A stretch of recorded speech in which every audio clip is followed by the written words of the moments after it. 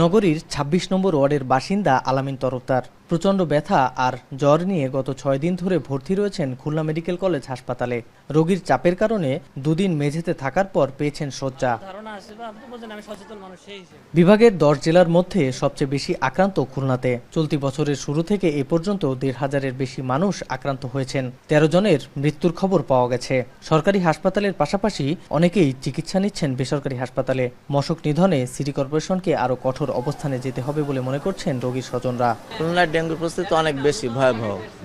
Properly treatment পাচ্ছে না রোগীরা। সিট স্বল্পতা, তারপরে ডাক্তার স্বল্পতা।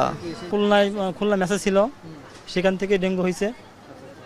তারপরে বাসায় নিয়ে গেছি, বাসার থেকে আবার এখানে আনা হয়েছে। ডেঙ্গুর প্রকোপটা বেশি, হ্যাঁ, খুলনাতেই বেশি, শহরে পারেতেই বেশি আর কি। এর আছে আজকে ৫ দিন হয়েছে, কালকে পরীক্ষা করাইছে, বলেছে ডেঙ্গু ২০% হয়ে গেছে অলরেডি।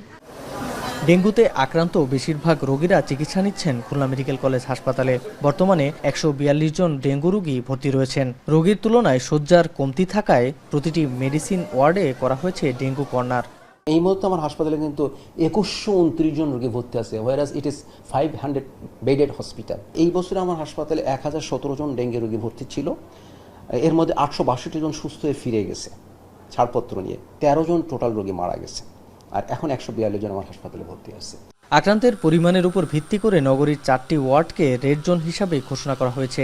মেশিন দিয়ে ওষুধ ছেটানো, বাড়িতে বাড়িতে গিয়ে জমা পানি পরিষ্কার সহ মশক নিধনে বেশ কিছু দৃশ্যমান কার্যক্রম রয়েছে খুলনা সিটি কর্পোরেশনের। তবে এসব কার্যক্রম আরও কঠোরভাবে পরিচালনা করার দাবি সংশ্লিষ্টদের।